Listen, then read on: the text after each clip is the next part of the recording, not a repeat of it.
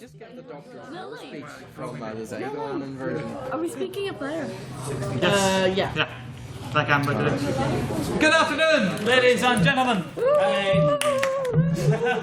And welcome to this, the second special debate of the Queen's University of Belfast Literary and Scientific Society, otherwise known as the Debating Society here at Queen's. We are very pleased to welcome you all to this joint event that we are hosting with the Queen's University Dragonslayers, or more specifically with QCon. This is the first event that we've ever held on. We are quite honoured to have been invited here to do this. I would give a special thanks to Lizzie Little, but she's not here, so I mean, big on with her. So yes, today's debate is this House believes the book is better than the film, or book versus film for simplicity's sake.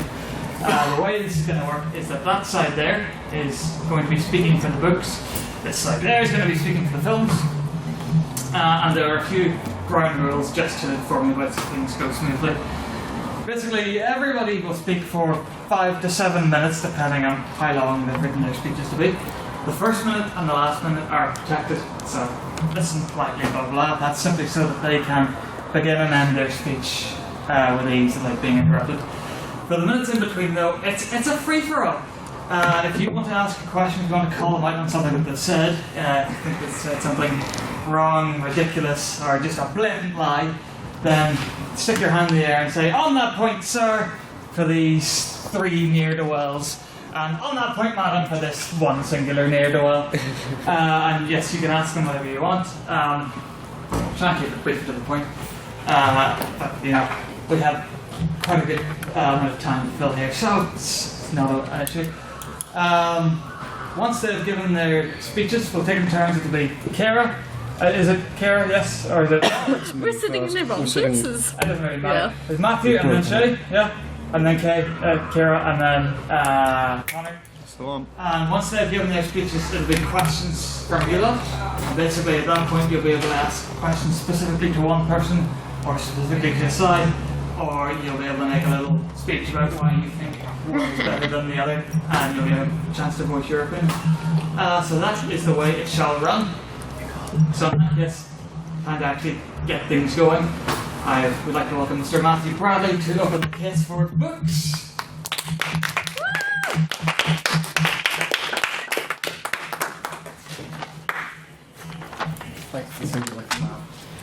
To quote Professor Albus Dumbledore, words are, in my not so humble opinion, our most inexhaustible source of magic. Word-of-mouth storytelling is an art that humans have perfected over centuries, and books are simply the record of this form of narrative, distilled and perfected and printed, whether it be in a physical book or on a screen. I was initially hesitant to claim one art form superiority over the other, as each medium has its own merits. In the same way it's impossible to translate the stylistic intricacies of The Great Gatsby to a film, a book cannot recreate the visual humour or comedic timing of a film like Hot Fuzz. But why does art exist? It's to tell stories, whether it be a snapshot in time of a painting or the progression of a song. There is always an implicit narrative in all art. And I believe that in conveying a narrative, books are the best weapons in the world. Right, that's all the pretentious arty-farty English student nonsense out of the way. Let's get down to business, shall we? Yes, we shall. Right, let's say you want to tell a story. You've got a story in your head, and we're at QCon. It's not going to be like a rom-com or anything. We want to write about important stuff, like dragons, spaceships, explosions, laser weapons, but most importantly, dragons. 1, because it was organised by the Dragonslayers, and 2, because dragons are awesome. If you wanted to put a dragon in a film, what do?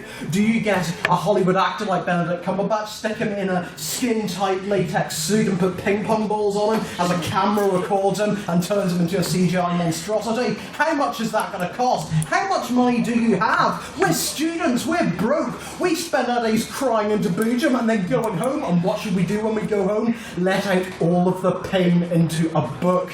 Because ideas cost nothing to write down. You can pretty much, the only limitation, as cheesy as it sounds, is your imagination. Famously, James Cameron wrote the treatment for Avatar in 1994, but it was only until 2006 that he could actually turn it into a film. Surely he would have saved himself about 2 hours of blue people running around, an extra extended edition, and that awful 3D effect by just writing a novel and getting it over with at the start. The book is also an incredibly versatile medium that allows you to tell any story. Any story I can tell you now can be put into a book. The only decider of quality is the artist's talent compared to the limitations of film. We've already highlighted that the budget is a concern, but what about technology available at the time? What about equipment? What about the skills of the other people that may be involved in the production? What about locations? With books, every author is on a level playing field. They can just write what they want the story to be, and there's nothing that can bar them from that. Yes, there are editors, but there are editors with films anyway. Yes. And now we've got things like the Kindle marketplace, which puts every single author on a level playing field. Yes, some more independent authors wouldn't get as much, let's say, advertising as big publishers, but they're all put in the same marketplace, and the only distinguisher of quality would be some books may have a nicer cover, so it's all down to the artistry of the author. What you get with a book is you get a singular artist's vision. Yes, with films there are auteurs like Quentin Tarantino or Steven Spielberg who control almost every aspect of the production, but even so, they're not really fully in control of every aspect of the film. A book creates a connection between the author and the reader, and that's sort of magical. When you read Harry Potter, you get J.K. Rowling's story, whereas if you watch the film, let's go for the last one, you get a film directed by David Yates, written by Steve Kloves, and acted by hundreds and hundreds of people, with loads of people putting their work into this one thing. I think there's something incredibly special with someone who's had a passion for a story and has written Point it of down. information. I accept. Mr. Chairman, members of the House, I think you as an English student should know very well that when you read a book, you don't just get the author's interpretation of what you're reading. You know through the multiple studies that you've had to do that you also add your own interpretation when reading. So when you get that multiple interpretation, you don't get that same connection with a book. With a film, you go in and you are able to see a director's interpretation, and you're also aware that you're able to take away your own interpretation as well. The film embraces that. The book just pretends that doesn't exist, but the film embraces that, and that's why it's a superior medium. I don't think it pretends it doesn't exist. I just think it embraces it significantly more. I just think with a book, when you've got something, let's say like The Great Gatsby. I know we're at QUB, but how many people have read The Great Gatsby? A decent amount of people. It's more than 2. I'll go with it. In The Great Gatsby, people still can't fully agree on what it's actually about. Whereas with a film, you do have it is a bit more definite. I think the fact that you can look at a book and not exactly know what it is that makes the book a far more superior medium. Because all art is open to interpretation. That's what art is. I won't interpret a film in the same way that you will. For example, let's take the character of Severus Snape in Harry Potter. I know it was a book series first, but then we'll go for the films. If you watch those films, some people may feel sympathy towards him. They may think he's someone that's had a troubled past and is taking that out on kids. Other people would just think he's really, really cruel, which, in a way, he is. Books have this as well, but they have it to a greater degree, because every single thing that is said is scrutinised. Now let's talk about accessibility. Books are by far the most accessible art form.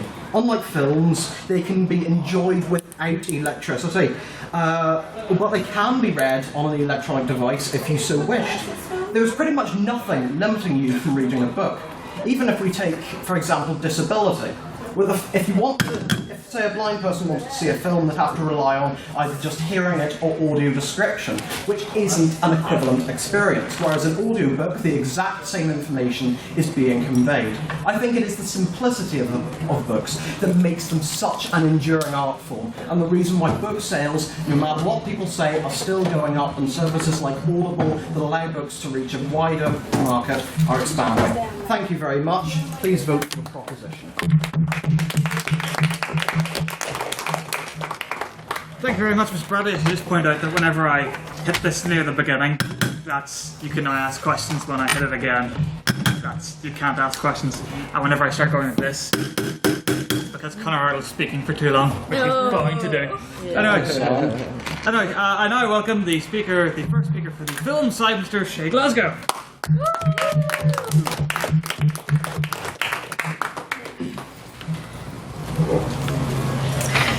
Thank you, Mr. Chairman.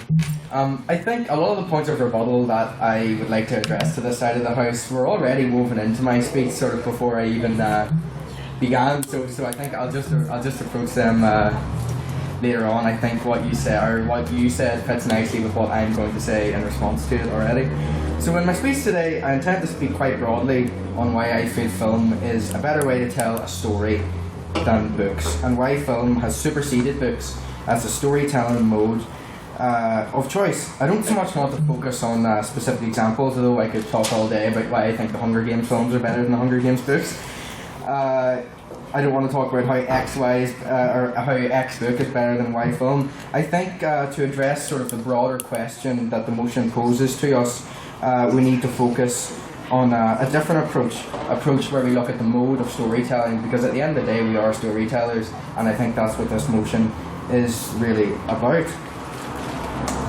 So I want to tell a story, and that story will sort of be about stories themselves, the way stories were told and the ways that we are telling them, the way that they were told thousands of years ago, and the way that we tell them now in the contemporary world. And hopefully along the way I will manage to make a point or two about why you should reject the motion and agree with me that the film is indeed better than the book. So let's go back to the ancient Greeks. Sorry, it's terribly ponderous compared to Mr. Bradley's speech, but anyway. Their stories have endured to the modern day. Their heroes and gods are really the proto-superheroes, and the themes presented in a lot of Greek storytelling are those that we still engage with in much of our storytelling today. But how is it they told their stories? Certainly not films, for films only emerged at the turn of the 19th century. Certainly not books either, however. Much of Greek literature comes to us, originally emerged rather, in the oral tradition, where storytellers like Homer would literally learn off and deliver their opuses in a verbal form through speaking to a crowd. Undoubtedly, the likes of Homer thought this was the best method, the best and most perfect and most final way in which a story could be told. But they were wrong, weren't they? Surely we realise now that the oral tradition is not fit for purpose for storytelling in our modern world, that it is no longer, if it even was, the best. Fast forward then to circa the 18th or 19th centuries, when we have the emergence of a new form of storytelling, the prose novel, the book that we are talking about in this debate. Here we had affordable and powerful method through which our stories could be told. Surely at the time these writers thought that they had cracked it, that they had determined the best, the most perfect and the most final way in which a story could ever be told. Now you hopefully now see what I'm getting at here. The way in which we tell our stories has changed and improved alongside the inevitable march of time. Each method has superseded the last in both scope and quality. And the same is true of books and films. One has taken the mantle from the other as the best and most perfect and perhaps the most final way in which we can tell our stories today. So think of the scope of film compared to a book. Its potential, the lure of the screen, the cavalcade of sound and colour, the size of the audience that can be reached, all of this mixing and coming together to form a symphony of storytelling unlike anything that could be presented to us from a book. On that point, no, thank you. The proposition rather, spoke about accessibility and how books are somehow more accessible than film. I would utterly refute this point. There are some things that books cannot do, such as films that are presented to us with music and footage only. We have got barriers such as people who may not be able to read due to disability or education. Some people who may not feel like engaging with a book is the best way in which they can access a story. And storytelling is so important to humanity that it's important that we can all access it. And unfortunately, books are simply not accessible to the majority of people today, which is why we see the increasing popularity of films in comparison with books. So half the time, to be honest, it seems to me that the phrase, "oh, I read the book before I saw the film," is bandied around like some sort of virtue signal, some marker of supposed intellectual superiority, like you're somehow better because you spent a month slagging through a difficult text when the masses simply pop down to the cinema. But it is this accessibility, as I was talking about before, this demonstrable mass appeal that helps films better fit for storytelling than, or that helps make films better fit for storytelling than books can be in the modern world. On that point, yes, sir. Mr. Chair, members of the House, why do you think we're in a new era of television? Films are incredibly limiting in that nobody would watch a film that is over, let's say, 4 hours long. They are not good at long-form storytelling, whereas books are. And with regards to the point about disability, if you've got a disability, a bit of the film may be lost, whereas with a book, you get the exact same information that's on the page.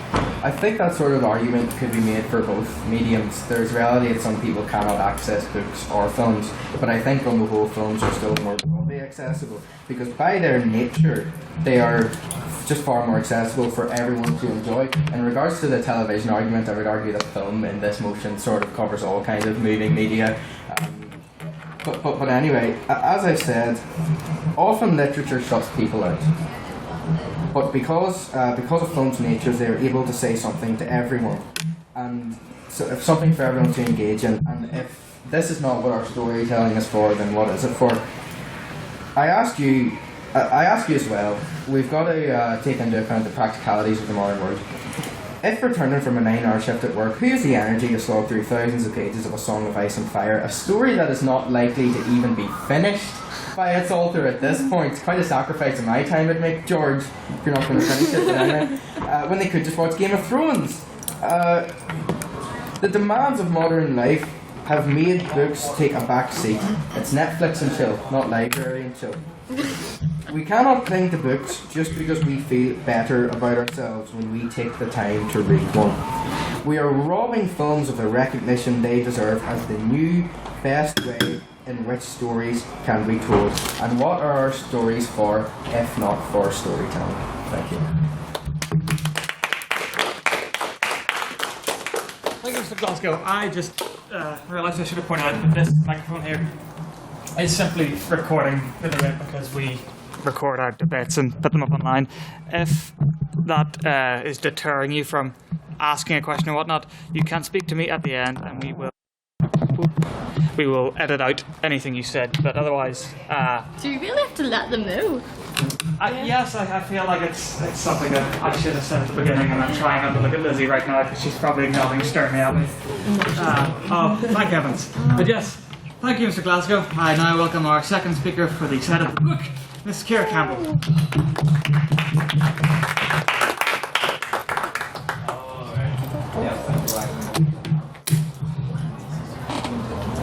Right.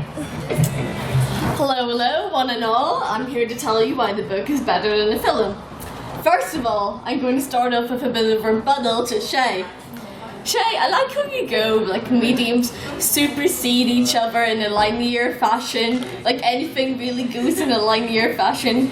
But, like, while we're debating book versus film, I'm pretty sure none of us are going to say that books or films can be better than plays. Come on, Shakespeare, guys. But that aside, I'm going to talk about the true accessibility. Books are way more worth your money.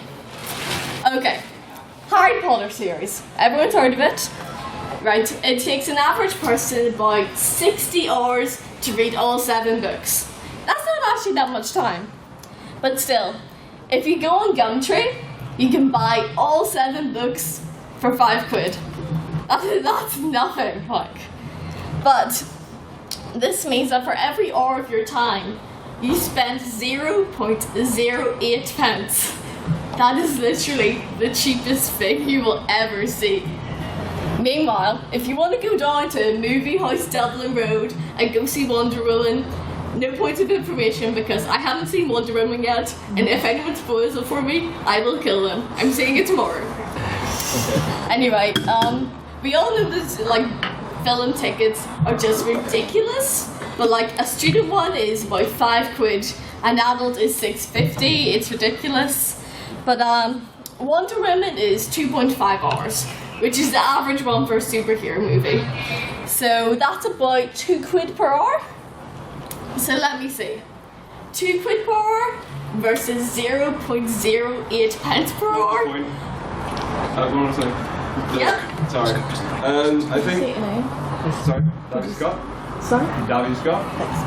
I want to make the point that you're saying that like the length of these, like the short length of films, Yeah. in comparison to books, Yeah. make it less of like worth your time.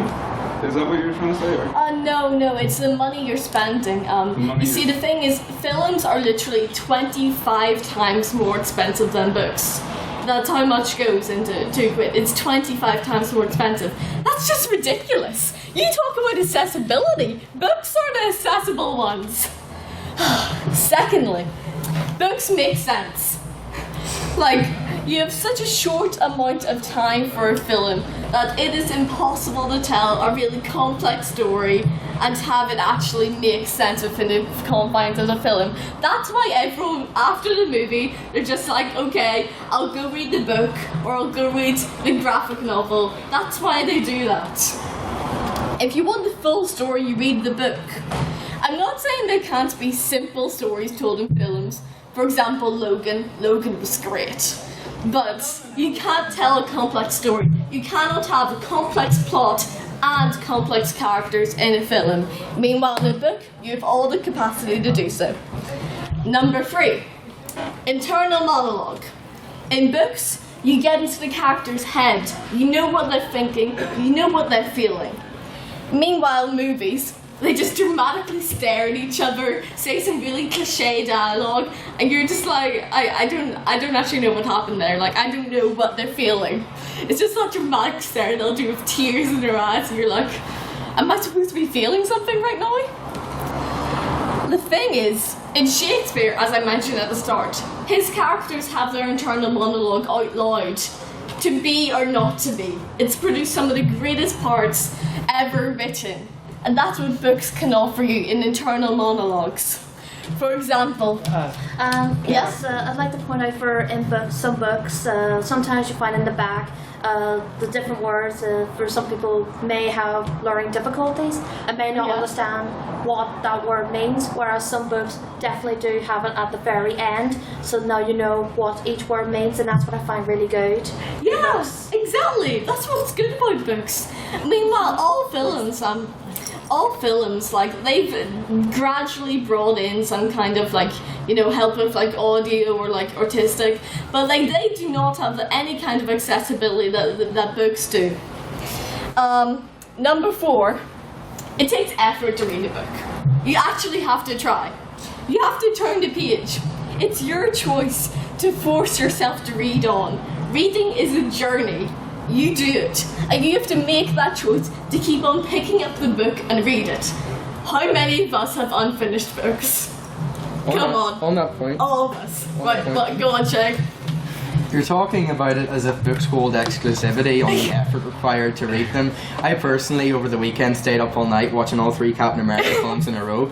I would say that required a great effort as well. Sit down. I had a loader marathon. It was 9 hours. It was easy. I did it in a day. It was super easy. All I had to do was sit on the couch for 9 hours. But I've got a personal story too. I know a guy who saw Rogue One last year, and he was really tired, so he went to the cinema with his mates. He got through the opening sequence, and then he fell asleep for the entire movie. He woke up at the end to see Darth Vader make the most badass opening entrance in all Star Wars history, so he got to watch all that cool cinematic, all the great ending. But he didn't work for it. He didn't see the emotion the characters went through. He had no idea what the plot was. He just remembered, like, colours and lights. But he got all the cool stuff at the end. And that's what films are. All flash, no substance. Right. Fifthly, I have a 5th point. You actually learn stuff with books. Come on. Like, reading a book, through the research the author has done into that book's world, or I don't know, physics, or world building, you're bound to learn something. Meanwhile, a film is just a flashy waste of time. You're more to learn about what bad CGI looks like in a film than actually learn anything useful.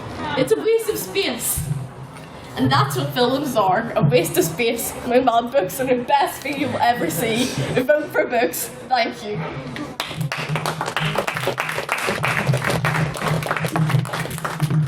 Ciara.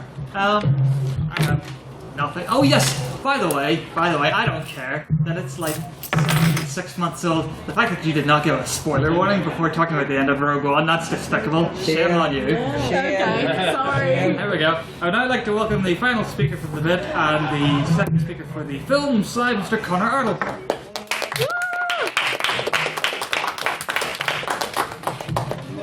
Mr. Chairman, members of the House, thank you all for coming. I have a sneaking suspicion the book side may have already won this debate because, Rogue One is currently screening in another room, and if you're a film buff, you're probably there. I'm also perfectly aware that, as a former librarian, there are probably a number of ex-colleagues that are going to crucify me for what I'm going to say. But regardless, what I want to talk to you about today is a bit more serious, a bit more academic, because I'm just not funny as an individual. So what I want to talk to you about is, I want to actually talk to you about the cultural impact of films on geek culture. Something that's probably very close to a lot of people's hearts in this room. All of us are probably aware and possibly grateful for the explosion of superhero movies in the last couple of years. Whether it's been Ryan Reynolds gracing us in that tight leather Green Lantern suit, or Chris Evans in his muscular and dynamic form as the Human Torch.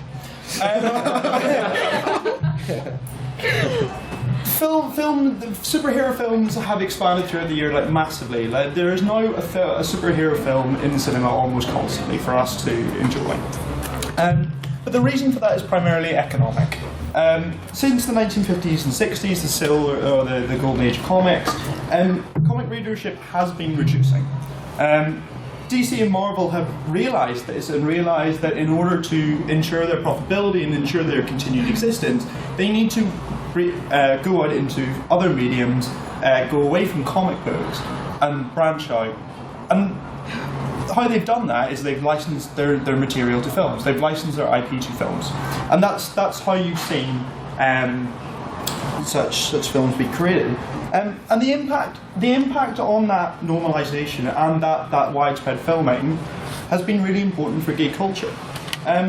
So although there's always been superhero movies and TV shows in existence, it was really Christopher Nolan's Batman series that brought the genre to new audiences. It's one of the highest grossing films and one of the highest rated films of all time. And it's that sort of point. No, thank you. It's that sort of bringing a wonderful artistic piece of not only comic book history into film history that has meant that for the first time it's no longer socially unacceptable to know lots about the Avengers or to be slightly obsessive about Batman characters. I mean, for lots of people that are over the age of 20 in this room, we will all remember our time in primary and secondary school of reading comic books or talking about video games and being bullied for that. Being bullied by the same people that now obsessively play FIFA when we played FIFA in 2000 and were known as nerds for doing it, and now it's a mainstream thing, right? It's that normalisation of the things that we used to find as a really niche interest that has brought it into the normal sphere. And what has that meant? I mean, it's been good for us, right? The removal of that social stigma has allowed for more people to join in and love the things that we love, and that's been good for us, right? It is what has allowed QCon to smash its numbers year on year, because more people want to come to these sort of conventions. It's okay to come to QCon. It's okay to dress up as a character.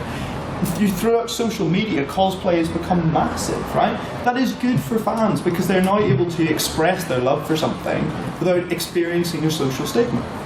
And at the same time, creators for DC and Marvel are now churning out more comic books for us to enjoy. There's more traders in there for you to buy things from, to experience the product you want. And even book writers. There's now an increased market for those guys to write more books. So films through appealing to the masses have not just benefited us, they've also benefited books as well, which continue to be relevant. On that point, No, thank you. Secondly, I want to talk about philosophies. There's been a little bit of discussion about, again, some academic discussion about oral histories and how we use films and stories and books to communicate morality. And that was their original purposes as Greek tales. The talk about the gods was to teach little children basically behave and respect your parents. But the films are just able to still, while they distill it, and while granted, yes, some of the material from a book will be lost in its translation into a film, films are still able to communicate the complexity and morality of characters in diverse ways. We've already talked about the likes of Snape in the Harry Potter film series, who, again, we can have a massive discussion about. I'm quite happy to have that discussion about whether he's an obsessive freak or someone that's just like had a really bad upbringing and really needs to be treated with a bit more sympathy, right? There's a massive debate you can have about that. But ultimately, even if you haven't read the Harry Potter books, if you've just seen the films, you can still understand that from watching the films. Point? Yes. You know, the point I was trying to make when I said about the guy in the Rogue One is that films you can just skip to the end, you can just shortcut it. Sure, like you get the understanding of Snape's character from watching the film, from all 7 films, or 8 films, or you could just watch his death scene on YouTube and feel sorry for him. Sorry, on that point. Go for it. It's my time. Yeah. On a book, you can just read a plot summary. What's the difference? Yeah, I mean, this is the thing, right? There's methods of shortening all of these mediums, but the point is that in the film version of Watchmen, we're still able to communicate the actual difficulties of real-life superheroes, right? You don't need to read all of the Watchmen series. You could watch the 2-hour film, and you can still say, actually, superheroes, while cool, probably are problematic if they existed in real life. In The Great Gatsby, which has been talked about, I'm going to fight Matthew Bradley after it because I think that's a great film and I really enjoy it, and I also really enjoyed the book. But like, it still communicates the difficulties of a class society in 1920s America. It still talks about the nouveau riche versus old money and how love interacts in those things. That is brilliantly communicated in that film. But it's really important for people that would find The Great Gatsby inaccessible at a young age that films are able to show that sort of thing in a way that they are able to palate, right? It's also incredibly important for young people to see films like Wonder Woman. Okay, there are lots of women out there lots of young women out there that just won't understand the complexity of characters in the comic books just because simply they're too young to read and understand the sort of moral messages within them. But yet they can watch a film and still go, Gal Gadot is really cool. They can still see an empowered person on screen and go, that's amazing, and give them something to inspire. And that's why film's important, because it is accessible to all ages. I've talked about how philosophies can still be complex and carried in film, and ultimately the main point of my speech tonight has been to tell you about how the film has benefited geek culture, and that's why I think you should vote on the side of films. Thank you very much.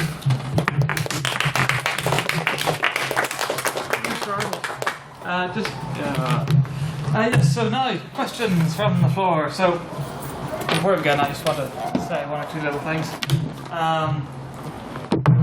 Obviously, the motion is book versus film, and it would be quite easy to interpret that as just novels versus full motion pictures, blah blah blah. If anybody would also like to interpret it as comic books versus comic book films, that would be very welcome. Or manga versus anime, that would also be very welcome.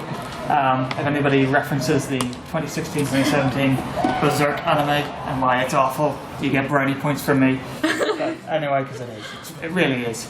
But yes, so we'll just kick things off. Does anybody have anything they'd like to say on the topic of books being better than the film? Can you also state your name before you... You can give a fake name if you don't want to give your real name. But just any name first to write down. Yeah. Come on, someone must think that books are better than films.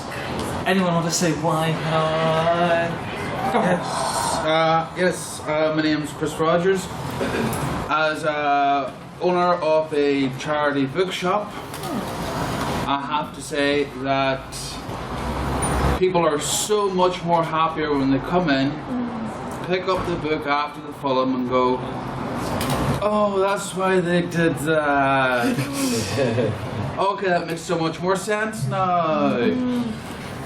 It goes back to it that no matter how long your film is, you cannot put in the complexity, the internal monologue, I have a book here, the Discworld Companion. Okay, if you try to put half as much stuff from any Terry Pratchett film, into, they tried it with a couple of TV shows, it just never worked. There was always something that they missed that should have put in, and then there was the director who thought, I will put this in, it'll explain it adequately. It never did. Thank you. I'll let the film side. So, I mean, I don't necessarily think that. Stand up. So I don't actually think that necessarily disarms what the film side has said in this book, in this debate. As you said, that story started off with a person coming into your shop after watching a film and then picking up the book. So what we've talked about in terms of accessibility on our side, that people have wanted to go and see things and then they've been encouraged to delve further.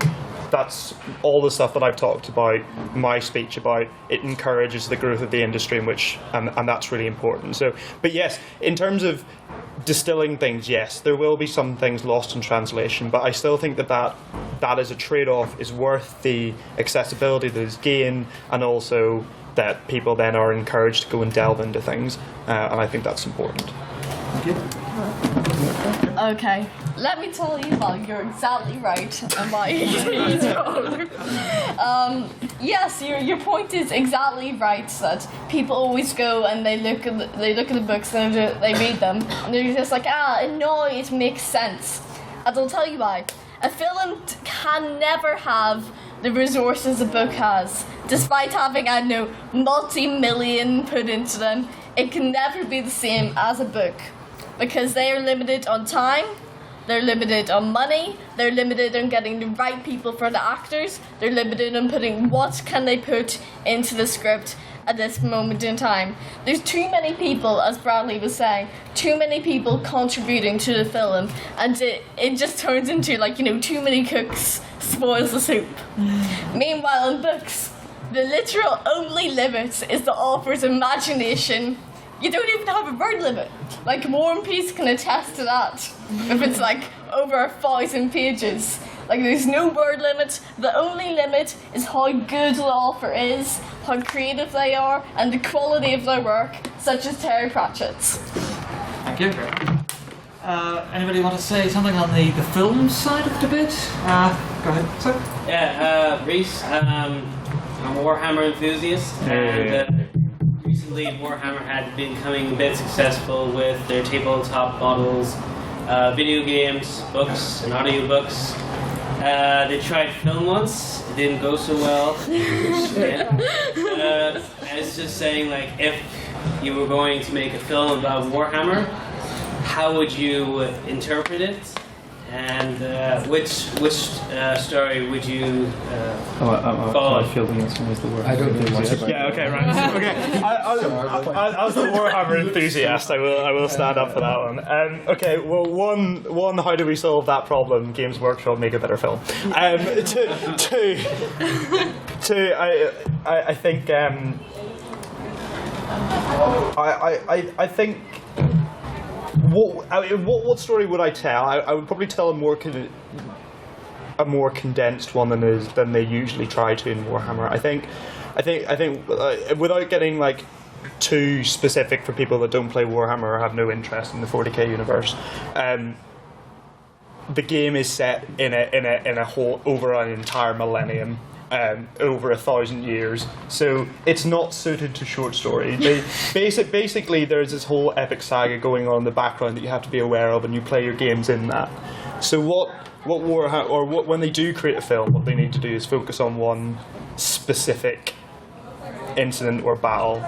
So I wouldn't make a film series of the Horus Heresy, for example. But in terms of again, coming back to what we need to relate this to against books versus film. The Warhammer universe has been incredibly successful in building its IP through the use of video games and branching out from just miniature wargaming into books and other series, because that has made it more accessible. It's made it less like really niche and nerdy to sit and paint models in a room in the dark. You know, we've all been there.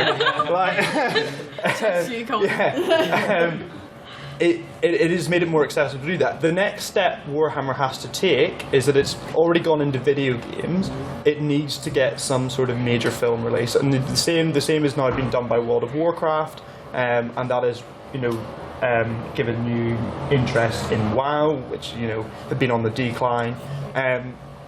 And that's the next step that Warhammer has to take. But I do think it has to be a more specific one, and something that isn't as badly CGI'd as Ultramarine was. But yeah, I think we're probably in agreement about that one. There are bad films and there are bad books, guys. Like, Go ahead. Yeah. I actually can't read that, but I've got 2 points, and I would like to say I've known Conor, I think, probably around 12 years, and when you asked that question, I think that's the happiest I've ever seen him, for one.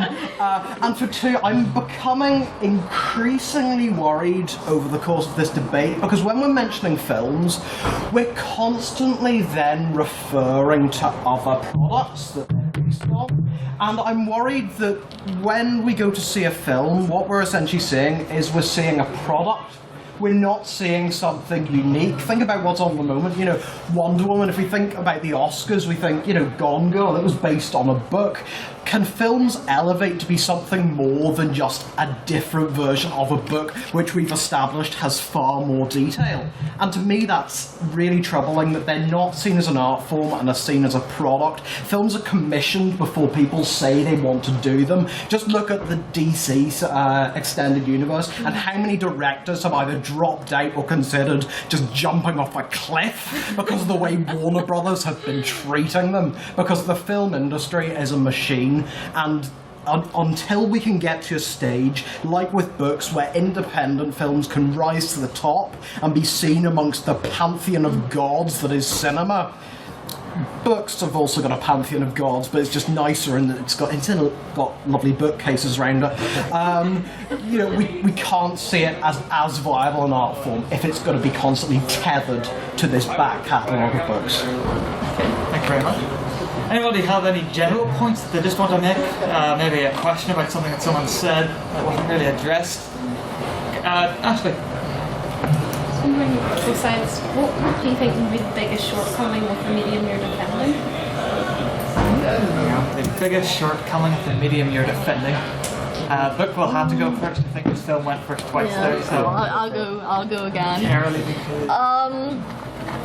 Yeah, like, I'm going to have to think heavily on this, because I would say that the biggest shortcoming books have is something like a lot of people struggle with, and like that's the ability to like actually be able to read and read for a long time. I mean, it is something you have to learn. I'm afraid I was literally able to read from like when I was born. I was never taught to read.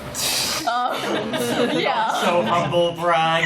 Awful person. Yes, but well, it ruined my eyes, so now I have to wear glasses instead. But your eye. I'm just supposed to be like a neutral president, you know? Special bit there, all right.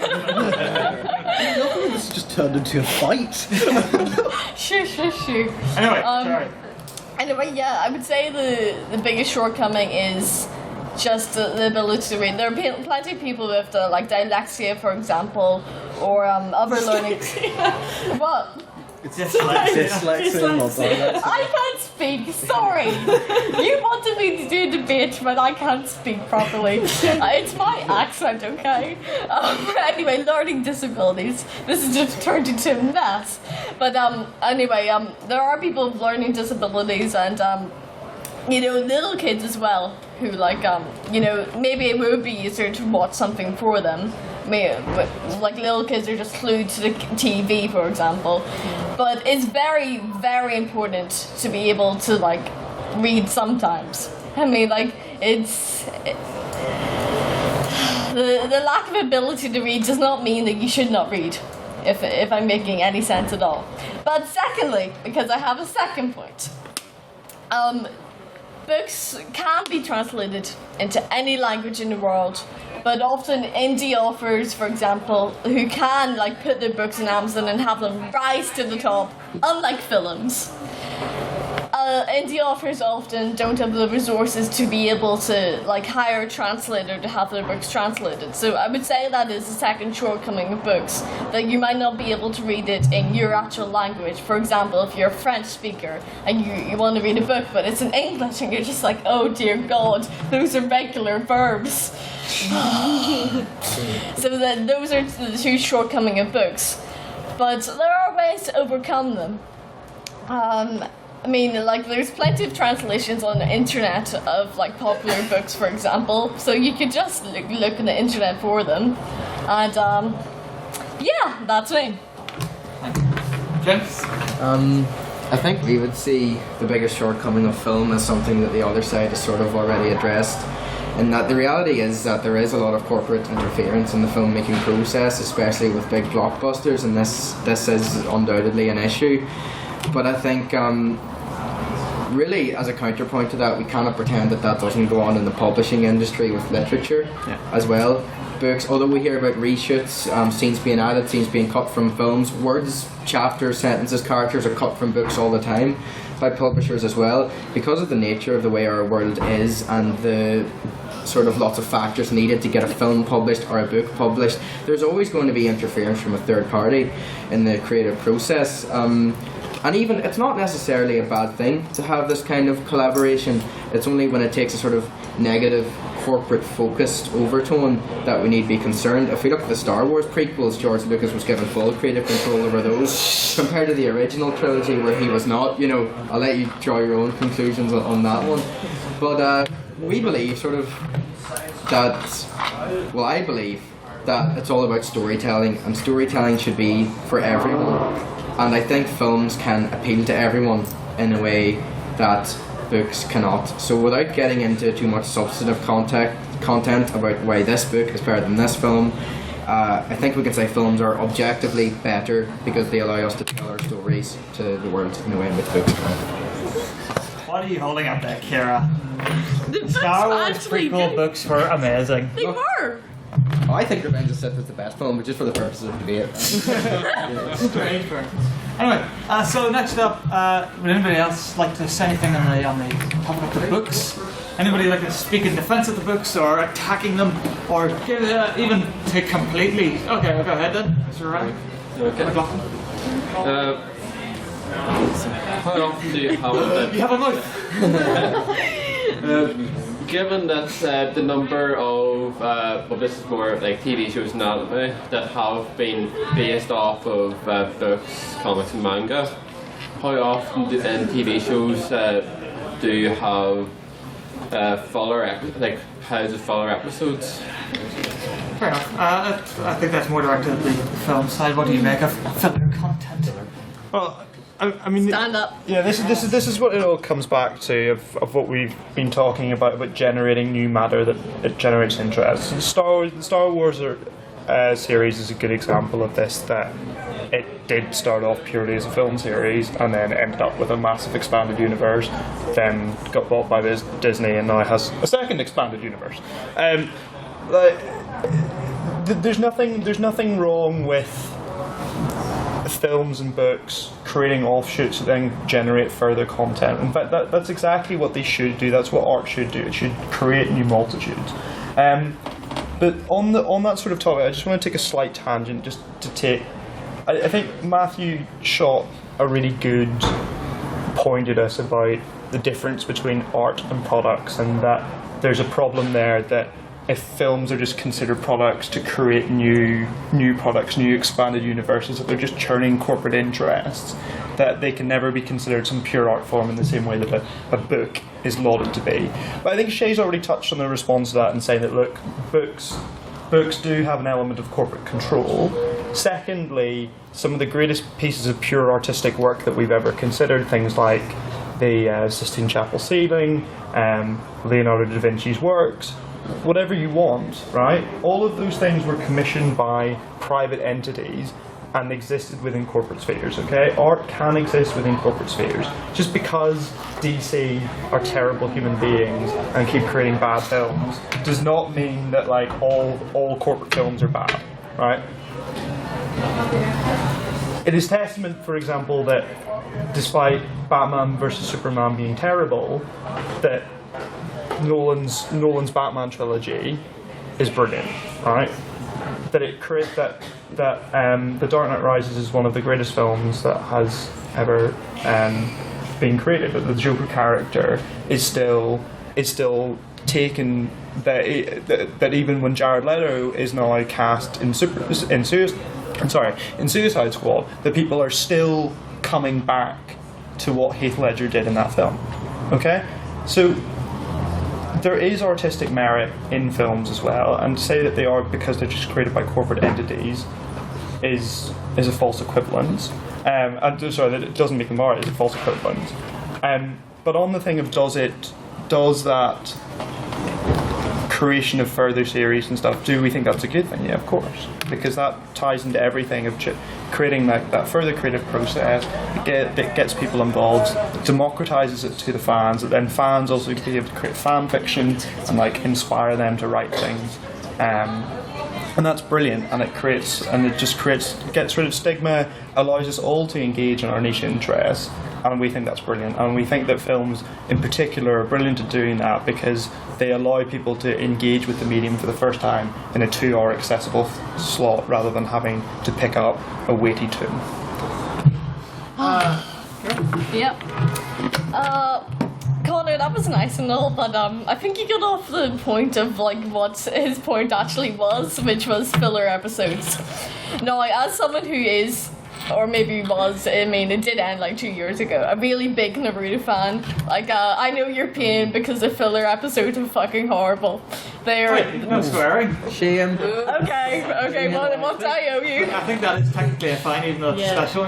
Oh, great, okay. Well, they are really terrible and they were worth a fine for. You're not wrong. Yeah, I'm not wrong. I do think a lot of issue is the difference between manga and anime, basically books and TV. And the Naruto manga, for all Kishimoto's terrible decisions, is much better than the anime. The issue that is with filler episodes, it's another creator deciding what should be in the story, and it's never consistent with what the original creator actually wants them to say. And there's a real dissonance between these episodes, and they always end up horrible, and no one wants them, and everyone just wants the actual story to come back already. And anyway, see, the reason why they have these filler episodes at all is because in books, you essentially have the filler already canonically there. Because they have all these little moments of interaction, all the subtleties, all the internal dialogue that is just cut from the anime, cut from the TV show. It's already there in the books. There's no need for fillers or anything. The manga is already perfect in its original form. I'm going to apologise. I thought you said fuller episodes, not filler episodes. Oh. That completely was why I just went off on that tangent there rather than... Sorry about that. Just to clarify one little thing you said, Dick, here. Yeah? Whenever you said the manga is already perfect, were you referring to the Naruto manga specifically? Look, in comparison... You're wrong! Don't stop it. Anyway, so, does anybody have anything they'd like to say on the topic of films? Anybody, again, like to defend films or like to criticise them or just make a general statement about something in particular? Go on. Otherwise I'm going to have to call on someone in this room. Okay, go ahead. Okay, it's Chris again. In the natural progression you were talking about earlier, when are we going to have the debate over what is better, films or holosuites? Go ahead. You seem spitting. Yep, I think you can tell by the way that I'm dressed, I love a holodeck as much as the next man. We've sort of seen something similar to that with the emergence of VR and VR headsets. What I'm going to respond with sort of comes back to what I've been saying all along about how storytelling should be accessible.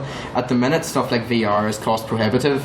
and therefore cannot be considered the best method of storytelling. I think just coming back, films still beat books in that regard, and I think it is completely valid to say that there has been a natural progression and one form has superseded the other. We don't see many bards going about today, giving a wee saga in the parlour over there. We don't write our prose in hieroglyphs on the wall anymore. So I think it is completely valid to say that, and I think it is also completely valid to say that books had their place and they still have their place, but as a storytelling form, the film is objectively, without looking at substantive content, better. Very good, thank you. Mr. Bradley? I'll take this. I will refute completely the statement that films have replaced books, because book sales and film ticket sales are both soaring, so it's not a matter of replacement. I highlighted very early on in my speech that they're two separate mediums, and there are some things that books can't do and there are some things that films can't do. However, if you wanted to write or if you wanted to create or present a narrative about anything remotely avant-garde, anything a bit wacky, anything with dragons or spaceships, anything that you couldn't find, let's say, on the ground in the local park, you need a good budget for that now. I mean, it's really only been in the last 20, 30 years that it's been possible to create pretty much anything on film. Whereas with a book, you can actually just say anything. Anything that you can communicate with words can be presented in a book. So to call one art form, I'm even going to go as far to say as to call either art form objectively better, as in any sense, is a fallacy completely, because there are some things that books can't do, but there is a lot more that films can't do. And with regards to the technology, yes, there'll be things in the future that films will be able to do. But at the moment we are not there, and they're constantly hampered, whereas someone telling a story today has got exactly the same tools as someone telling a story 200 years ago. And that's some impressive tools. Thank you very much. Also, I think, Shea, you touched upon just something that QCon is blatantly missing. We need an official wandering minstrel to wander the convention halls and sing to us. Calvin, are you volunteering? No, I'm not volunteering. I am. No. Okay, so just a quick question, Lizzie. Is it past or top of the hour? Top of the hour. Okay. So returning again to the more neutral points. Now there are a lot of people here, a lot of people not saying anything. So another way of looking at it is, has there, all of you came here because you were hoping to see a book versus film debate. Has there been anything that hasn't been touched upon that you wish had been brought up? Is there anything, even specifically, to fly in the face of what Shea said earlier about let's not go into specifics about X better than Y? Is there any film and book series you'd like to discuss here our panel talk about?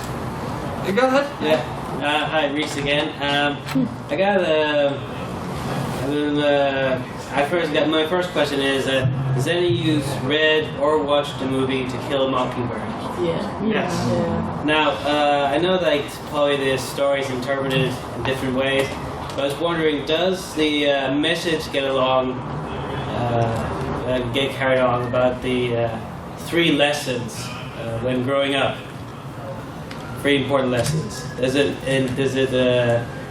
remind the house what those 3 lessons are? All right. 3 lessons: don't judge a book, don't buy its cover,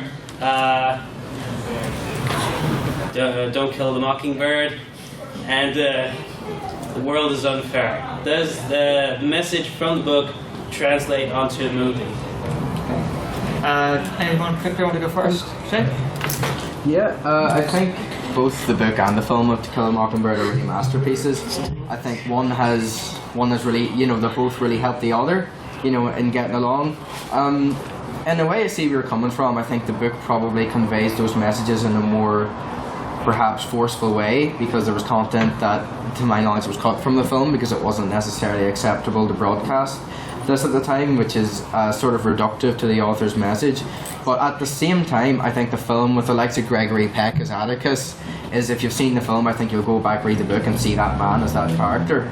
So I think they can sort of feed each other. I think they are both unique, and they can both contribute something to our sort of creative zeitgeist. I don't like using the word zeitgeist. Strike that from the record. But I think they can both contribute, and I think they are both worthwhile, even if the message of one is lost in the other. The film does bring things to the book as well. Thank you. Thank you. Take it. bit embarrassing, I'm an English student, but neither of us have seen or read that. I've read it. Oh, you've read it. Why aren't you taking this second thing? Second thing, fun fact, Zeitgeist translates as time ghost, but I will take the point about the books being translated into films a bit more generally. Now, yes, there are actually some films that are based on books that are possibly better than the original, and I would actually argue that Harry Potter and the Prisoner of Azkaban is a far superior work of art than the book, because it's one of the few instances where the condensing of it actually makes it better, because for that one film they had a director that understood the source material, and I think that's the key point you're getting at. To adapt a book into a film, you need to completely understand it. To get everything across, you need to understand, one, what it's about, and two, you need to understand which bits to keep in and which bits to take out, and it is evident from many of the films today that the directors just do not understand that. And I will use my English student credentials now, as I may as well, even though I've soiled the subject and my name. No one can quite agree on the meaning of certain books, and I don't think any film director will fully understand the book that they are adapting. So what it relies on is their particular talent. So we can't say that all adaptations are objectively bad or all adaptations are objectively good, but we can say that there is sort of like a zeitgeist going on there. The Starcraft 2 Grand Final is starting right now in 4.2 and 3rd period. Thank you. I have to ask, did anyone hear that? No, it sounded like The finals starting somewhere. No one leave. No one leave. Okay, so that was that a general point for the books? I don't recall anymore. Let's just say now. Does anybody have anything they want to discuss with regards to the books? I remind you that it doesn't have to be a question. You can just make a little mini speech if you want. And also, just before anyone puts their hands up, because I know you're all bursting into it. Lily, you looked very excited there whenever it came up about the film and the book of To Kill a Mockingbird. Did you want to say something? Oh no, it's fine. You looked really excited. She's just shocked. We did it at GCSEs, so I was just amazed that other people had. I have to confess that I read it 7 years ago, and neither of us have seen the film, so. In the name of God, do your duty. The film is just as good as the book. Right, actually, you have another. Did anyone read the new one that came out? The Go Set Watchman? Because I don't, because that just ruins the entire thing for you. Really? I hear Atticus is a bit racist in it. Is that? Oh, he just is racist. There's no doubt He's about it. racist in general. There's racist undertones in everything. They didn't edit it at all. The grammar is off even. Could I make a quick point? Work away. Okay, so we've talked about corporate interference in the world of film. Go Set Watchmen is actually the perfect example of corporate interference in the world of literature. Go Set Watchmen was marketed as a sequel to Kill a Mockingbird, but in reality it is just Harper Lee's first draft that later became To Kill a Mockingbird. So it is a complete abhorrence that this was released and marketed to the public in such a way that it was, and it is a perfect example of how corporate interference is not just exclusive to film. Fair enough.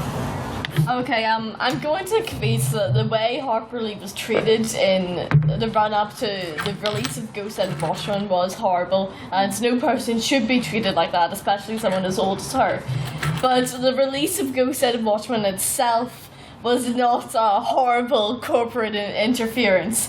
I would have had it released 50 years after her death or something. I would have had it released at the time that it was. But I believe that it should have been released, yes, because it did reveal something important about the development of To Kill a Mockingbird. I would consider it, the materials that are used to make a film, for example, they're released in the Blu-ray or something, as extra things you can buy along. And why shouldn't it be the same with books? Why shouldn't you be able to see the drafts or the stages up to the final product? I don't see a problem with that, Lily. You say that, but then George R.R. Martin's been writing all these other side books for ages and won't write the actual series, so it's all well and good being we need more on the core series, But if they neglect writing the core series itself, then like where do you draw the line in finding new stuff about the world? Yeah. Have you seen the interview George R. R. Martin had, and Stephen King was there as well, if that's how you say his name. I can't speak. But anyway, so George R. R. Martin was saying, you know, don't you have days when you just agonize over every line and you're just like, oh my god, this is the worst thing I've ever written. And like you write like 3 lines and then you can't write any more because like the fate of like an entire book series is resting on his shoulders. Like half of the world pretty much, or like the Western world, let's not get into that, like pretty much is waiting for him to release that book. That's an immense amount of pressure. Meanwhile, Stephen King, like you do, he's just like, no, and he can just like steamroll everything out the window, like write that book, no problem. And that's just a. Do you want to say something? Oh no, I just want to say that's only because Stephen King can actually write. Fair enough, yeah. Contentious. I know, but that's just the difference between authors and author style, and each of them produces a very different kind of book. And you know, we're all for, you know, creativity, and so the only limit was the author's imagination, but also time and getting old. Because George R. R. Martin is getting pretty old now. But he is kind of. But at the same time, the authors should have every freedom they should to be able to write whatever they like to write. If George R. R. Martin does die and doesn't finish his book, like as I was saying earlier, that doesn't mean like that whatever he's written of the book up until now should not be released. Like maybe in like 50 years or so, but it should be released anyway. But So you're saying we should release half-written things? Yeah, Surely that will spoil stuff. Like, the author's intent, you know. It's all very like. It's all dependent upon the like series at the end of the day with that sort of stuff, because you're almost doing fan service too much if you're going to release a half-written book and then like leave them going, why did they release this? So like I think it just depends. Oh no, but like George R. R. Martin does have like every intention of finishing it. It's just like he's literally running out of time. He definitely But if we're going to talk about half-written things and things that have, you know, sequel hooks and things like that, well, like how many reboots has like the Fantastic Four had in films? Like the films are terrible for this. I mean, they will just release like the worst movie ever like 20 years ago, and then like they'll just go and be like, okay, let's reboot it and make it better. That's because the but rights. Sorry? That's to do with the rights, though. With Fantastic Four specifically, it's to do with the rights. Oh, like what about Peter Parker, Spider-Man, for example? Like we see a new movie from him like every fucking. That's also to do with the rights. You're swearing more than me. Shame. Every 3 years. Just a minute. Well, yes, fair enough. First of all, I think we should vote on the motion first. Yes. Does anybody else have any further questions that they'd like to ask? Because if not, we can move on to a slightly lighter-hearted event of a game of just a minute, which I'll explain if we get to it. But does anyone else have anything else they'd like to ask? Go on, something patently ridiculous. Come on, anyone at all? No? You good fellow. I totally don't have any idea who you are. Is there anything you'd like to ask? Ask something. You gotta put me on the spot now, so I have to say something. I do. Yes, so I'm gonna have to come up with something very quickly now. You give me a business card. I mean, you're contractually obligated to do things. I accepted it. So, anything at all? You know what? I'm just gonna say some pretentious nonsense about books as an art form. Well, sure. But I'll take it. It's sort of an elaboration about the point how you can write a dragon into a book easily, but you can't easily put a dragon into a film. But beyond that, there's also things you can do with language and presentation with a book that you can't do with a film. There isn't a film version of House of Leaves, for instance. You couldn't replicate Ulysses as a film. You could try, but you wouldn't have the same effect because you don't have to struggle through some nightmare English to get to it. And even on a more simple level, something like the footnotes that authors like Terry Pratchett use are not something you can replicate in a film. So my point then, which is about half formed because I had about 30 seconds to go up with it, is that there are things you can do with a book that you can't do with a film, that something art something. Conor, you can extrapolate a question from that, right? Yeah. Thank you very much. Okay. I apologise for putting you on the spot. Okay, so Mr. Chairman of the House. Yeah. Okay. So there are definitely things that can be done in books that cannot be done in films, and vice versa. That is true. I mean, that's how artists work, right? Like, if a painter doesn't try and do something with textiles in the same way, right? They're different mediums and they require different things. Like, obviously, you can't add an asterisk at the bottom of your film screen going, oh yeah, there's a footnote for this scene that you should just read while the scene is ongoing. That would be pointless and it wouldn't work. But you can do different things like that are being experimented with, like fourth wall breaks and say like House of Cards, which do allow for soliloquies now happening in films, and they're done really effectively as well. So there are things that can be done with mediums, but just because those things cannot be done in the film adaptation of a book doesn't mean that the film isn't one accessible, condensed, and just as good as the book is. It just does it in a different way, and I think that simply because it lacks all of the detail or the footnotes of whatever that you want and that you had in the book doesn't actually mean that the film is any less good. It still should be rated on its own merits, and you can see artistic merit in those films. And so I don't think that, like, we've constantly talked about how the lack of content in films in comparison to books means that they're the inferior art form. I don't think that is true. I think, as Matt's already highlighted, like, condensing things down and focusing on things can often be really useful, and I think that's then how you assess films on their own merits. But I don't think things are lost to the same extent that you want them to be, and I don't think that knocks down films as much as you may be suggesting that they are. But I think Matt's going to disagree with that. You're damn right, and it's time for more pretentious stuff from me. Let's go.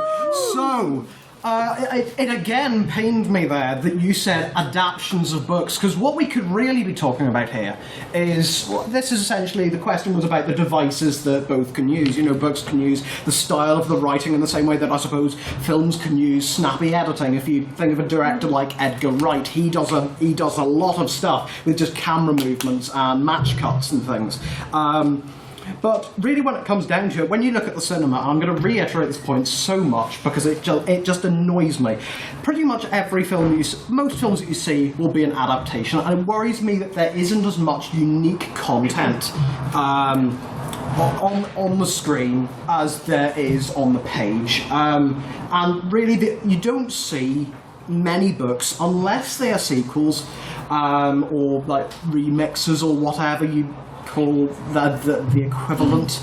I know Neil Gaiman did stuff with Norse mythology that sort of changed things around a bit, but you see more unique books than you do films, and I think that is particularly worrying because films don't really have their own identity at the moment. They are pretty much when you go to the cinema, you're seeing people acting out either a book or the characters from a book in essentially glorified fan fiction, which is what, let's be honest, even though it's very good, superhero films and to some extent the Hobbit adaptations were. Yes, I threw shade at the Hobbit, that's just what I do. And I just find the whole situation of films trying to be books and failing really worrying, because they should be trying to do their own things as they are perfectly capable of it. But evidently not as capable as we thought. Books are great. Woo! Thank you very much, Mr. Bradley. I'd also like to point out that your hairline there is receding at a worrying rate. I've regenerated now, it's fine. Okay, in that case, one last chance. Anything? Just go Time for a rebuttal. You can say anything you want. Go ahead. Like studying history, like books are great for content and dates and fact, but that's fantastic. At the end of the day, those are words on a page. Film is a media that, yes, authors might create stories and books might create worlds, but films bring them to life.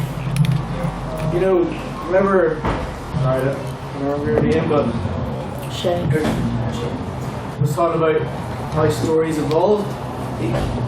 There's no better way to look at it. Like, you know, if you want to keep somebody interested, the reason why Homer's stories and all were dictated was because people could hear them being there was passion and flair. It wasn't words on a page, it was somebody getting up, acting, mimicking, talking, bringing it to you.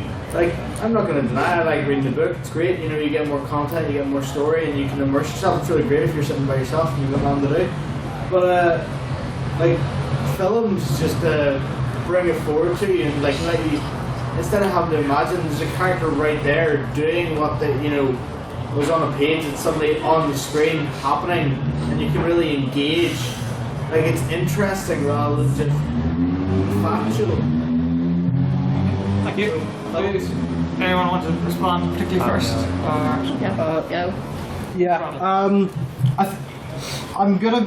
This argument's sort of got two parts to it. There's one bit which is cheesy and one bit which is just fact. If you look at pretty much any film I'll include Clash of the Titans in this, so pre-1985, despite great strides in this, some of the effects are horrible.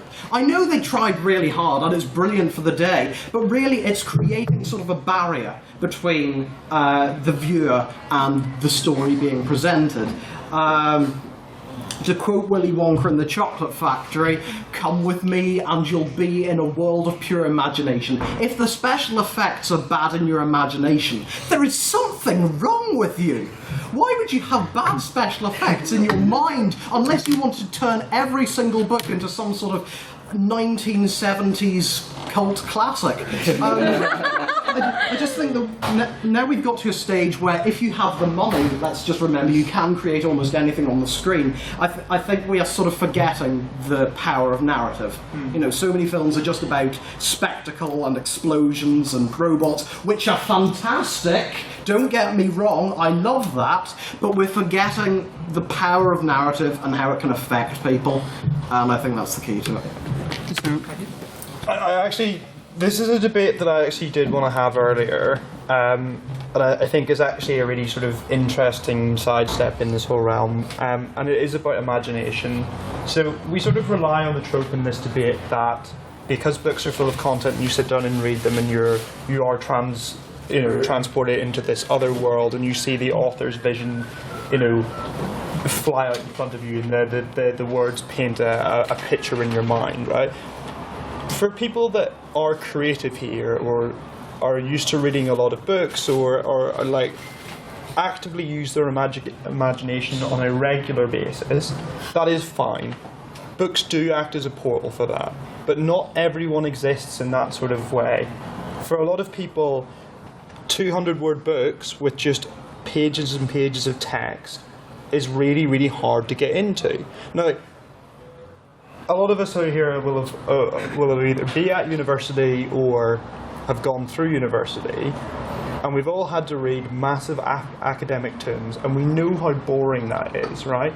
For a lot of people, that's the same. Feel the same way about fiction books. That it's just hard to get through. It's dense and it's not compact. But in the filmmaking process, part of that compartmentalization is that creative people that do see how a world unfolds in front of them, that do get that artistic picture painted in their head, they are channeled into an industry where they create that thing on screen. They use their imagination, and using the realm of special effects, that can do like just about anything now. You know, with like we've seen Inception, which is absolutely like mind-bending, still is. You know, or the effects in Doctor Strange, which are just a rip-off of Inception, but still good. All of those things are done by creative people that can see that world unfolding in front of them, and then they translate it in a way that people who would sit down with a Doctor Strange comic book or would read the text to Inception and just wouldn't see what was happening and unfold in their head, they then get to experience that same enjoyment and that pleasure as the person who does have a creative imagination and an active imagination gets to experience. And I think that is actually beautiful, and it comes back to all the stuff I said earlier about accessibility and people are being introduced to things that then they're then able to explore further and through other mediums. And I think that's really important, and I don't think that imagination is limited by films. I think that actually it can be used to expand it and experience things that you haven't encountered in the human experience before, and I think that's incredibly important. Thank you, Cam. I just want to make a comment about what both of you said. But rather, your point about if you have poor special effects in your imagination, something wrong with you. I think you underestimate just how boring I am. I mean, in my imagination, everything's in monochrome, everything is spoken in a monotone. That's all I really need. Wait, even your hair? That's the only bit of colour. Special requirement. And Conor, you said about how everyone having gone to university has to have picked up a hefty tome at some point. I did mathematics. I never had to read anything. It was dread. It was just wonderful. So, any final questions then again for the third final time? Because if not, then we will probably just wrap things up. Can we play just a minute? Yeah, but I mean wrap up the debate. Okay. So, going once. Going twice. Okay. Okay. This is more for the manga and anime side. Yes. Yeah. I love art. Like I draw it myself. I draw anime. It's how I get into it through anime, manga, and stuff like that.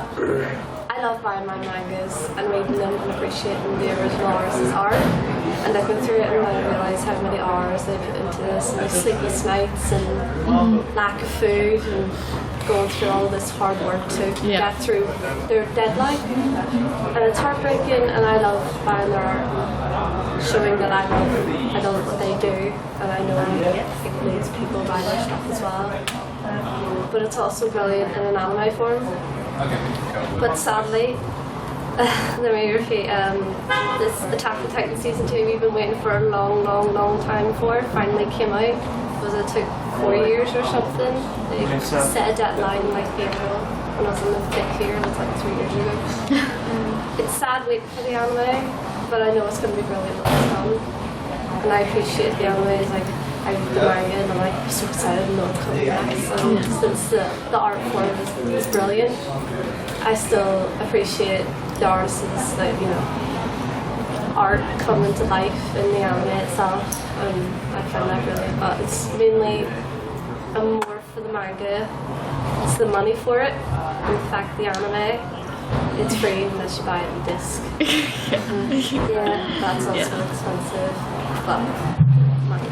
Do you have it yeah, I was going to say about, I really appreciate, I read a lot of manga as well, and even sometimes I read all the manga before the anime, like Bleach for example, finished Bleach 4 on manga for anime, and sometimes there's profit can be lost through illegal downloads, is where I can see this increase nowadays. So I think that's where manga can be more appreciated that way. Yeah. And that's what I find truly sad. So anyone want to comment? Yeah, just like in relation to with anime, I heavily I'm confident with people that whenever we have a visual style, we enjoy that, and then we proceed to take a look back at what the manga is showing, because in relation to with anime, it is the exact same as a movie. They have it set, amount of episodes, production time, money to do it. It's amazing. It's incredibly spectacular when they put all that scene by scene together to form an animation. So obviously there will be things missing. Take one example, One Piece is the manga. You need to. Yeah. The anime can only go so far. and you need, and whenever the manga helps you fill the plot holes, and I can definitely vouch for that. Like it's like I know when I finish the anime, and it'll take a while. Like maybe struggling personally, like, but it's still enjoyable. Definitely good too. The manga obviously will be there, is there to like, because that's why I like that there's common ground there. You know, we use both to help like get my, that's where my point across is, like we use them both to like obviously find what we are missing. It makes me think that whenever you talk about anime and manga, about things anime being better or manga being better, it makes me think of 3 series in particular. I mentioned earlier Berserk.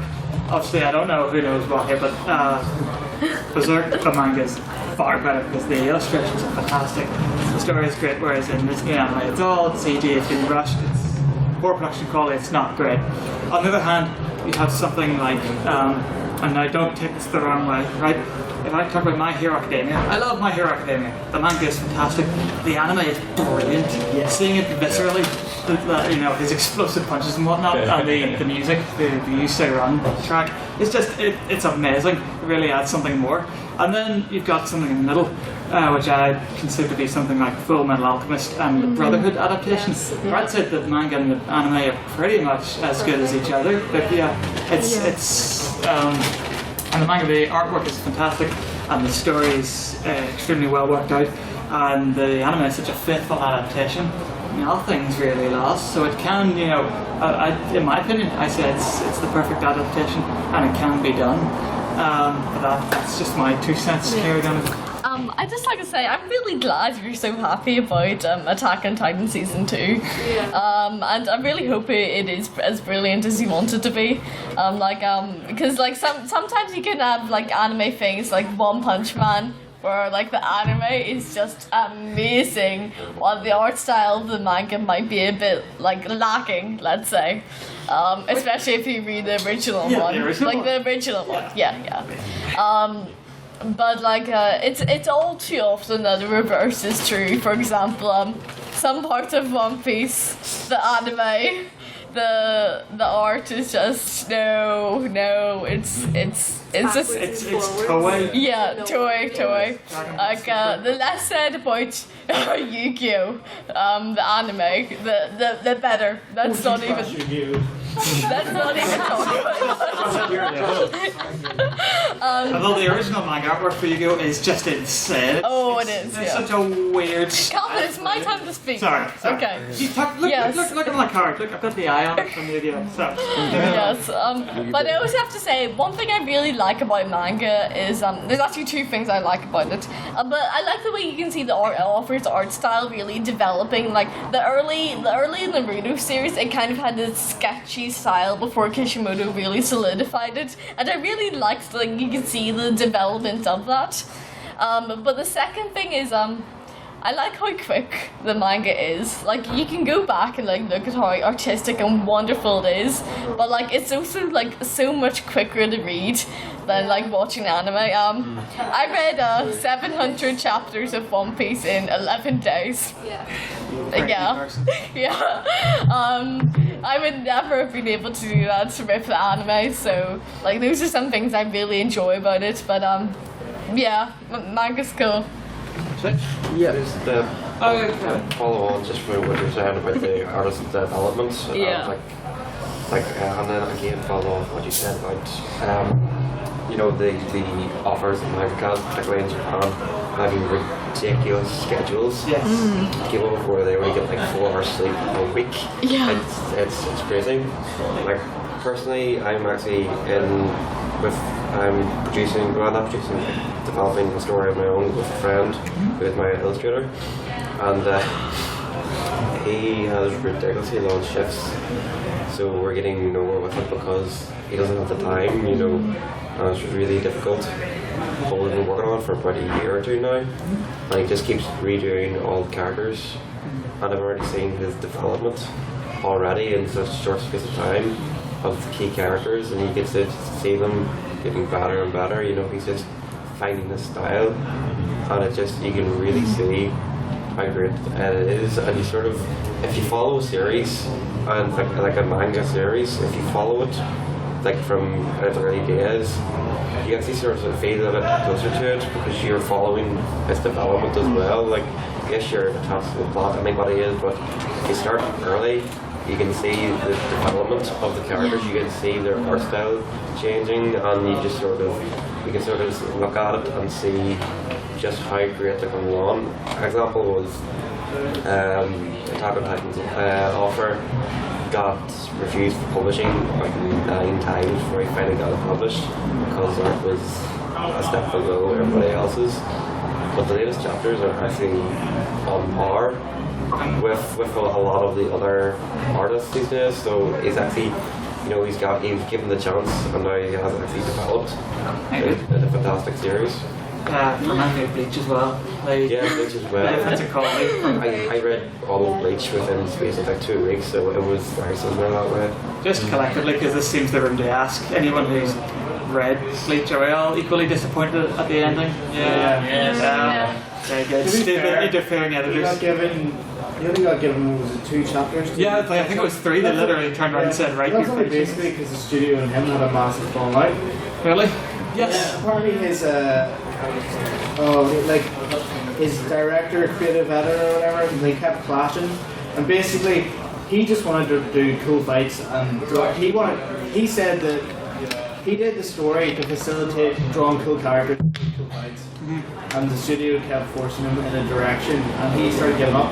So if you read, for example, like early Bleach chapters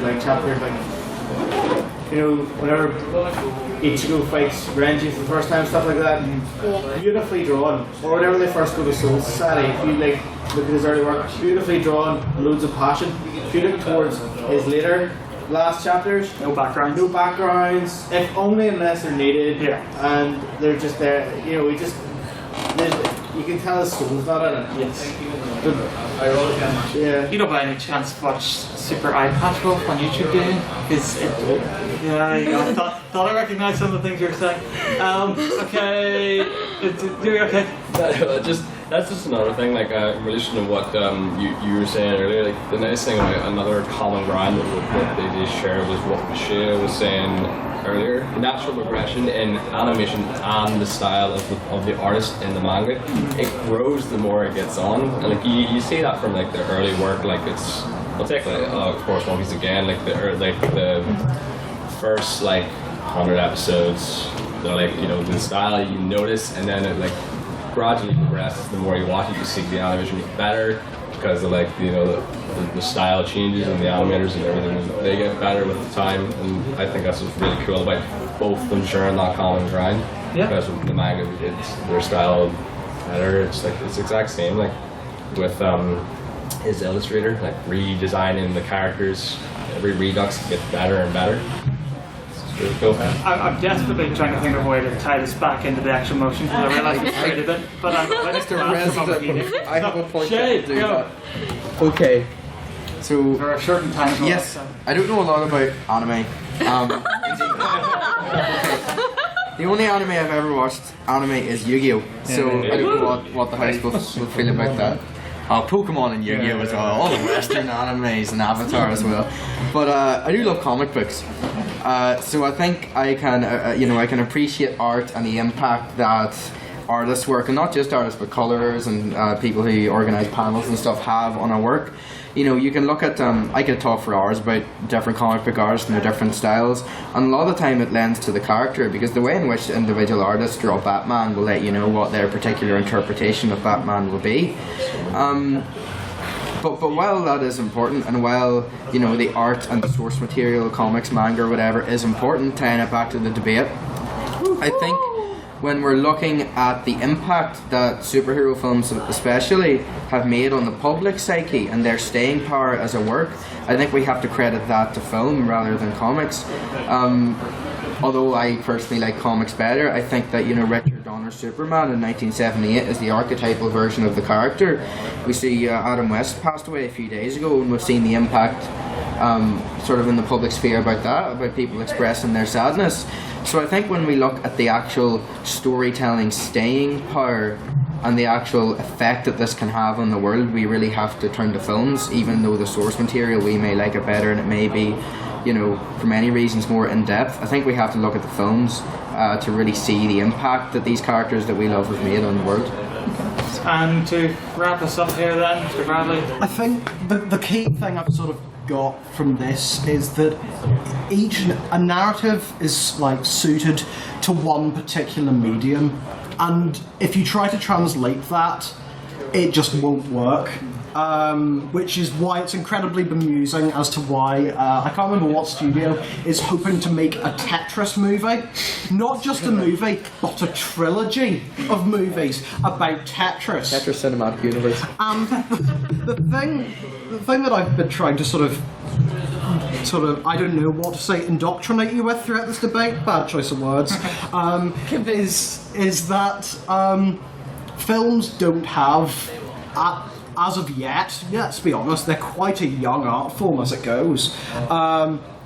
They don't have, at the moment, the identity to escalate from books in the way that even comics have. Comics essentially arose because there were some things you couldn't do just with text. You needed those images. And I don't think anyone here would say that Watchmen would work as a novel. It had to be a comic book. It needed those colours. And if it was to be translated into a novel, there would need to be things changed about it. And I think that the key to this debate is books are incredibly versatile. Anything I say to you, if you're explaining the plot of a film to a friend down the pub, a book is just that, but made a lot better and sort of tidied up a lot. So there's nothing you can't really convey. And when we're talking about books versus films, we need to realise that books are significantly more versatile. Because if you can describe what's happening in a film, chances are you can put it in a book. Okay. Well, thank you very much. Glad you're all here. Before you leave, just have one last thing to attend to. A vote on who you think won. So there'll be two. The way this works is, first of all, I'd like you all to vote on what your opinion was before you came in, or just where you stood before you came in. And then once we've done that, we'll be having another vote on speaker ability. Right? So this is not whether or not you were necessarily convinced by what the other side said if you were on one side. It's just which side you think spoke best today. Okay. So first vote then is prior opinion. So. Who here, before they entered the room, would have voted for the side of the book? Please raise your hand, say aye. Aye. This one doesn't matter. I believe in it. The books are better. It's all for the debate. It's all for the debate. Okay, thank you very much. And who here, before they would have come in, would have voted for the film side of the debate? 1, 2, 3. Okay. And is there anyone in here who had no opinion before they came in, didn't care one way or the other, or You must be sad you can't raise your hand. By definition, I didn't not care. I just had them. I held them in equally. Yes. In equal. If you held them in equal regard, please raise your hand. Say meh. One meh. Two meh. Two mehs. Yes. 2 mehs. Okay. Finally, the speaker ability vote. Actually, there's one short thing I want to do afterwards, but anyway. And you can abstain on this one as well. So, all those who think that these two wonderful people spoke best this afternoon, please raise your hand and say prop. Prop. Prop. 3, 4, 5, 6, 7, 10. 10. All those who think that these wonderful gentlemen spoke best this afternoon, please raise your hand and say up. Connor. Take a wee vote. Alright. He's like rigging the ballot box, really, isn't he? 1, 2, 3, 4, 5, 6, 7, 8, 9. And all those who think they spoke equally well, equally rubbish, or don't wish to express any opinion, please raise your hand and say meh. Oh, casting vote. There we go then. So the winners of this debate this afternoon would be the side of the book.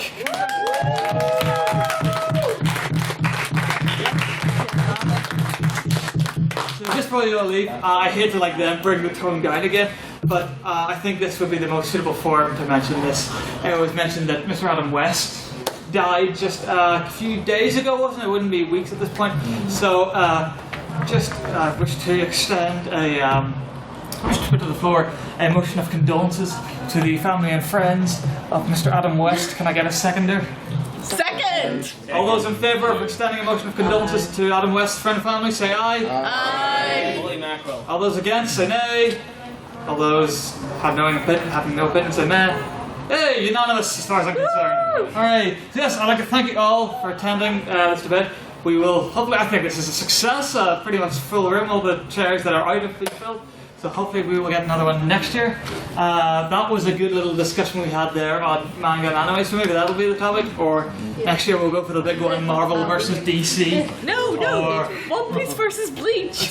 Oh yeah! No contest there. Or perhaps would anybody be interested in like a PC Master Race versus console debate? Oh, yeah. Well, you know who's won already. Did my uses of the word master race kind of give away my answer? But anyway, so yes, this debate was facilitated both by QCon allowing us to come here, but by us I mean the Literific, which is Queen's Debating Society. You don't have to be a member of Queen's, you don't have to be a student to come along. We have debates during term, so that's like from October to December, and then from February to end of April, May. Every Thursday, 7 PM, over in the Senate room. And like if you search Literific, Literific. Literific. Yeah, woo! But also we are hoping to have debates just with the Dragonslayers next year on more gaming and nerdy and anime and whatnot topics. So yes, keep an eye out for those if you follow Dragonslayers. I'm sure they'll promote it at the time. But that is it for our event, so thank you very much for coming. And now, we're gone!